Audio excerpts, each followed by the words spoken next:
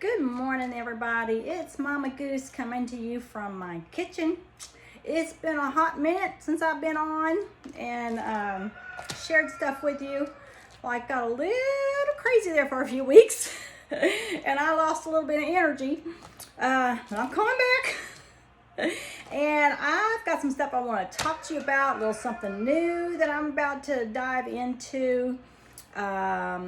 And so I want to talk to you about the exciting topic of beef fat, tallow, how good it is for you, and so many uses for it. I've got my hands on some good quality beef suet, which I'll explain that in a minute. But I'm going to render it down. I've got this package here. This is beef suet, which is fat from around the kidneys, actually, of the animal. And so it doesn't have a lot of meat on it. Let me just explain it now. I won't have to come back to it. Beef suet is the fat primarily around the kidneys of the animal. And it does not have a lot of meat on it, and so therefore it reduces the kind of meaty aroma that renders out in the fat. It has just a very mild aroma to it. And just to show you the difference, you can see how kind of white that is. There's not, every once in a while you see a little bit of pink in there, but not very much at all. This is a bag. Now you can see like there's some fat in there, but you see it's got meat on it too. And this bag actually has a lot more meat chunks than beef, because I've kind of gone through and picked a lot of the fat out already, because I've been rendering from this bag for, I think that I'm about to render like for the third time out of this bag. And so I've got a lot of the fat out already. But even on the pieces of fat, you can see there's a good chunk of meat. Like there's fat with meat on it. So this is fat from all other parts of the animal. And so it has more meat on it. And when you render it down, it has more of a meaty aroma to it and flavor. And so the difference of these is this is a great fat to use when you're cooking. I use it when I'm making, even when I'm making biscuits or tortillas, I use it in there. It's good for cooking your eggs in. It's good for seasoning your cast iron. Lots of good things for this tallow. Tallow has a very high heat point. And so when this gets rendered, give me a big old jar of tallow. I just scoop out of it and use it. Now, I actually have been using just the straight tallow out of the jar on my skin. And it feels amazing. I do smell a little bit like a hamburger for a little while, but it fades away. And I don't go many places, so I don't really care, but it feels amazing. And so what I am going to do is use this beef suet to render into a more pure, less aroma prone tallow, and I am going to start making some lotions. I don't even know lotion, more like a whipped butter, a whipped body butter, body cream, and then I can add like some essential oils to it and things. So I want to talk to you about that today. Through the years, I hope you are coming to realize that so many of the things that they told us were bad were in actuality good. And so many of the things that they told us were good were in actuality bad. So I want to kind of do some myth busting about beef fat, tallow, cooking with it, using it, all of that stuff. I'm going to talk to you just a little bit about that today. Because I want to, very soon, I will be introducing some tallow cream for your body. I want you to understand a little bit about it and how good it is for you. So, many years ago, I was younger, way younger, but I remember when it started coming out, beef is bad, beef is bad, you know, animal fat is bad, no animal fats, you know, and they cause inflammation and they cause heart disease. Oh my gosh, you know. So they created these new products, you know, they told us go low fat, no fat, you know, and if you're going to use fat, use these vegetable oils we've provided for you. So let's talk about that, because guess what? It was all a lie. Now, I do want to talk about the inflammation side, because if you look even on health and wellness accounts, when they offer an anti-inflammatory diet, you're going to see that beef is not included in it. But why? Because in actuality, red meat, whether it's from beef or deer or elk or, you know, any kind of cattle like that, is probably the most healthy meat and fat you can use. But so why were we told no? So let's talk about the inflammation. This is what they were saying. It caused inflammation, it caused heart disease, it caused chronic disease, and we don't want all that. Okay, that part's true. We don't want that. But why would they say it was causing it when for centuries, people lived off of red meat and fat, and they did not have the issues that, you know, all the diseases that we have today. Usually, you know, they got killed early with some kind of freak accidents. Maybe they were hunting the animal and got killed, but they weren't dying from, you know, all this craziness that we have now. So what happened? Okay, so the animals naturally graze on grass, hay. That's what cattle are naturally supposed to graze on. So in comes, of course, back in the day, big government, big agriculture, big pharma. They all kind of got on the same page, and the government started funding the growth of non-GMO corn and other things, and they would pay the farmers to raise it. And then they started using that to create grains for feed for the animals. Now, just in general, grains have a higher level of omega-6. Now, a little bit of omega-6 is good. We need omega-6. We need omega-3, 6, 9. But we don't need a lot of omega-6. There has to be a certain balance, and we need more omega-3 than we do omega-6. Well, when you have your animals, when their diet consists of grains that are high in omega-6, that naturally creates, you know, the balance is off. They're getting too much of it, and therefore you start with some inflammation issues. But then added to that, what kind of grains were they being fed? They were being fed genetically modified grains, which are known, it is well documented that they're terrible for us. Our body doesn't recognize them, and it puts our body into this high, you know, our immune system goes into overdrive because our immune system is trying to fight the substance coming into our body that it doesn't recognize as food because they've genetically modified it. So our inflammation goes through the roof. And so what happens when they're feeding this genetically modified grain to the animals? Their immune system kicks in, and they become, you know, inflamed. They get issues with inflammation, and then we in turn eat their meat, and we're ingesting all that, and then we get inflammation. So there is some truth to the fact that if you're eating grain-fed beef, a lot of it, then that possibly could create some inflammatory issues in your body. just as if you're eating anything, not just beef, but any food that has genetically modified ingredients, that has a bunch of chemicals and unnatural ingredients, all of that is going to cause inflammation in your body. And so they scared everybody, stop eating this, stop eating that. And then they brought out, oh, but look, we've got these vegetable oils, we've got these seed oils, use these.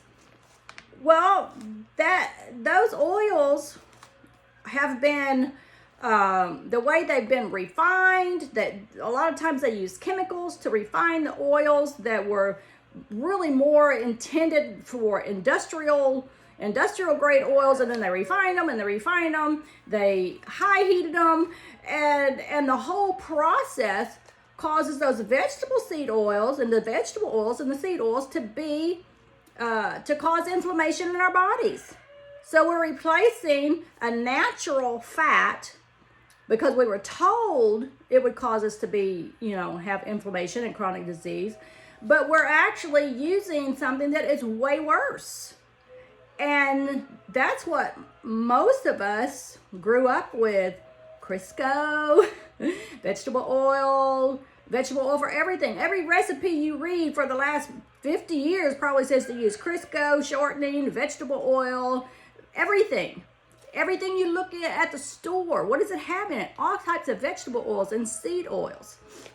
And so it really is important right now for us to kind of wake up and become aware of the information that we're receiving, what we're putting in our bodies, what we're putting on our bodies, and go back, way back, to what were people originally eating before big pharma, before big government, before big agriculture came in and totally turned everything upside down.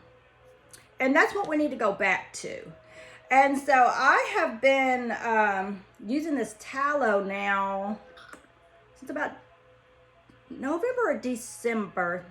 I can't remember which month I got it. It was either November or December when I got the tallow. I started rendering myself, and I use that. I use some avocado oil, coconut oil, depending on what it is. That's what I cook with. And it's great. It's great. And I absolutely quit buying anything, any type of packaged food that has vegetable oils or seed oils.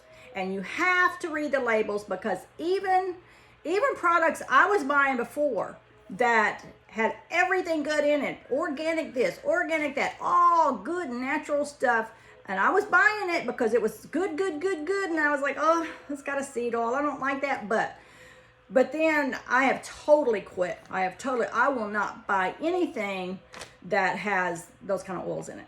So that's kind of a long explanation. So I want to get into, I have a little information I want to share with you about the benefits, both of ingesting it and of putting it on your skin, and then just tell you a little bit about the process. And I have I'm not going to bore you with a bunch of scientific details. I'm just going to kind of read. I've got a few articles that I'm just going to give you a little bit of information. The nutritious facts, the nutrition facts of tallow. It is rich in fat-soluble vitamins such as A, D, K, and E. Let's see. It also, vitamin D synthesizes calcium for the robust bones. That's in it. Vitamin K promotes blood clotting. Vitamin E is an antioxidant that can help protect cells from damage caused by oxidative stress. The vitamin A, it's a nutrient that helps with your vision and healthy skin. It actually promotes fat burning. So eating a diet rich in grass-fed beef tallow can help promote fat burning and maintain low blood sugar levels. Prevents oxidative damage because it has a high level of saturated fat. And this is a study conducted by researchers in Europe found that increasing rates of saturated fat intake had an inverse correlation with rates of heart disease, effectively shattering any doubts about its role in regulating cholesterol levels. It does not cause high cholesterol. That is another myth. Or I just should say lie, not a myth. These were outright lies. They knew that they were lying to us. They just wanted us to buy into their new products so they can make money off of us.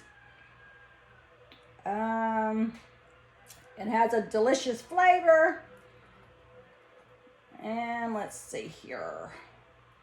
There's a couple of other things.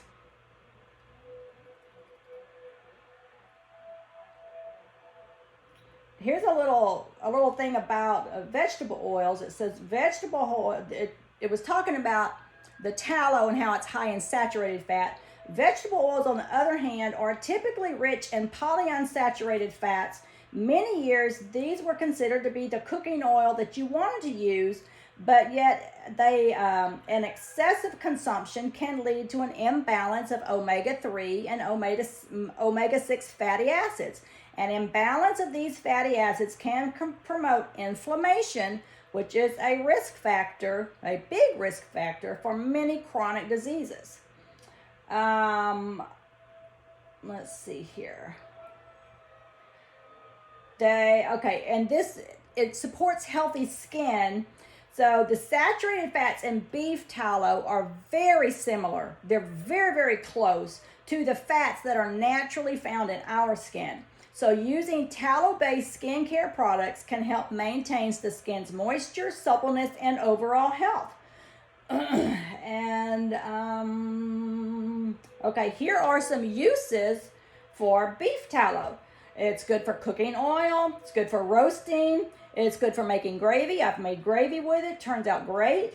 Some people even use it instead of butter over popcorn and in mashed potatoes. You can even still use butter in mashed potatoes, but it helps them to make it creamier in mashed potatoes. You can use it in homemade soap. You can use it in candle making. You can use it as a leather conditioner.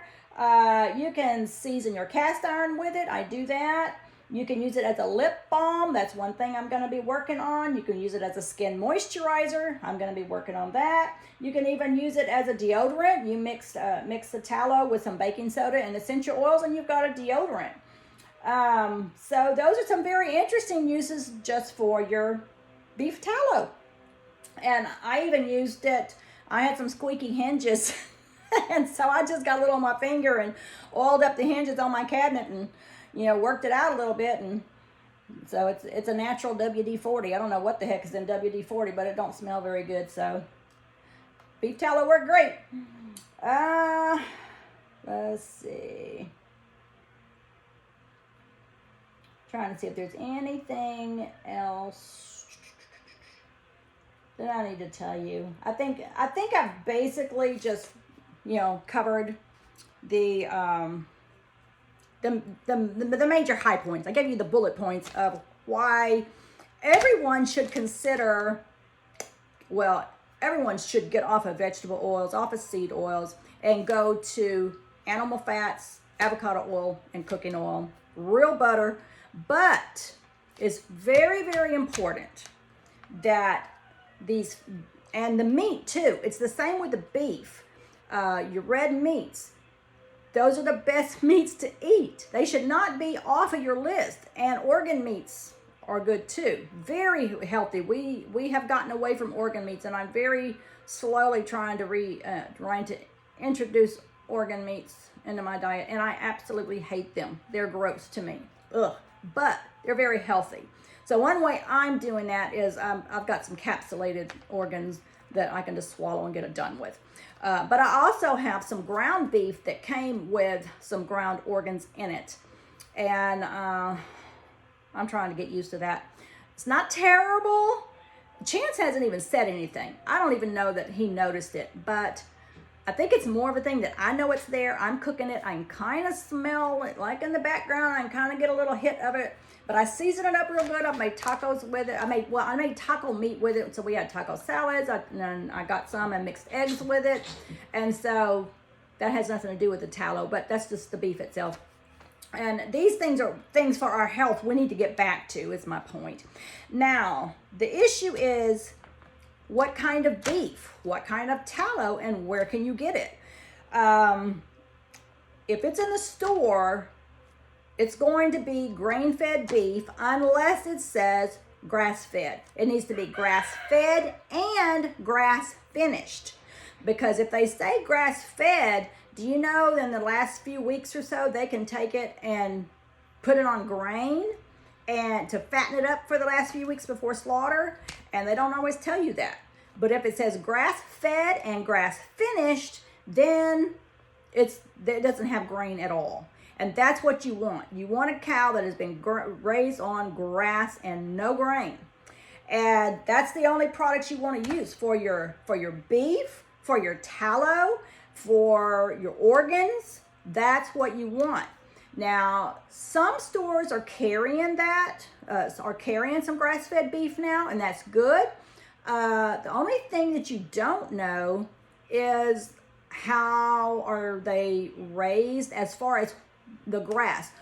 Are they also on these farms, are they using any pesticides or herbicides or things like that? What are they eating? What's on the grass that the cows are eating? And if you're buying just a pack of grass-fed, grass-finished beef in the store, you don't know the source and you don't know their practices. So if at all possible, many local farms now in all around the states are going back to grass-fed. And a lot of them are selling beef from their farms, or they're taking beef to little farmers markets. So look in your area for local farms. Now, there's also some that will ship it to you. I don't have the ability to get out and about that much. And so I really can't be going around driving to farms. I'm not away from my home, because of Chance and his issues. So I found an awesome company. This is not a paid endorsement. I am just so excited to find them. It's called U.S. Wellness Meats. I hope that comes up where you can see it. It's called U.S. Wellness Meats. And just do a Google on that. And let me read to you just this little thing about their products. They are dedicated to providing beef with superior taste, texture, and nutrition. So the owners are actual farmers who raise the food that is sold in their store. It's located in Northeast Missouri. Okay, let me backtrack. The company was founded by farm families in Northeast Missouri and Western Illinois in the year 2000. So the owners are the actual farmers who raise the food that is offered in the online store. And they are dedicated to providing beef with superior taste, texture, and nutrition. And these nutrient-rich meats come from 100% grass-fed, grass-finished animals raised on regenerative farms. And they believe in a fairly simple plan for good nutrition. Know your food, know your farmer. So, unlike many modern operations, their animals are not tightly confined, but they have room to roam.